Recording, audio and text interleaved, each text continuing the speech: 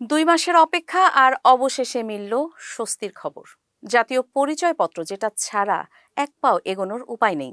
আর্থিক লেনদেনজনিত বিষয়াবলী থেকে শুরু করে মৃত্যু সনদ, যাবতীয় কাজে এনআইডি আবশ্যক।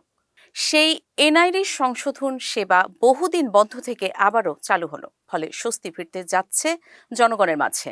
রোববার বিকেল থেকে নির্বাচন কমিশনের নতুন এক নির্দেশনার মাধ্যমে সাধারণ মানুষের জন্য এই সেবা পুনরায় উন্মুক্ত করা হয়। এনআইডি মহাপরিচালক এএসএম হুমায়ুন কবির জানিয়েছেন, ভোটার তালিকার কাজ সম্পূর্ণ হয়েছে, তাই স্বাভাবিক কার্যক্রমের অংশ হিসেবেই আজ থেকে এনআইডি সংশোধন সেবা আবার শুরু হয়েছে।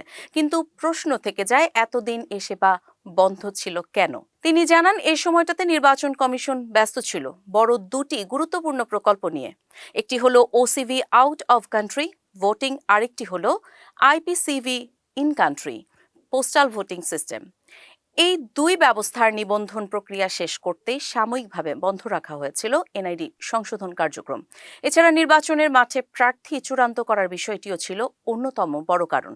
জাতীয় নির্বাচন সামনে রেখে ভুল তথ্য বা অনাকাঙ্ক্ষিত পরিবর্তন ঠেকাতে গত বছরের ২৪ নভেম্বর থেকে এনআইডি সংশোধন কার্যক্রম বন্ধ রেখেছিল ইসি। সব কাজ শেষ, এবার ফিরছে স্বাভাবিকতা। এনআইডি সংশোধনের দরজা আবার খুলে গেল সাধারণ মানুষের জন্য।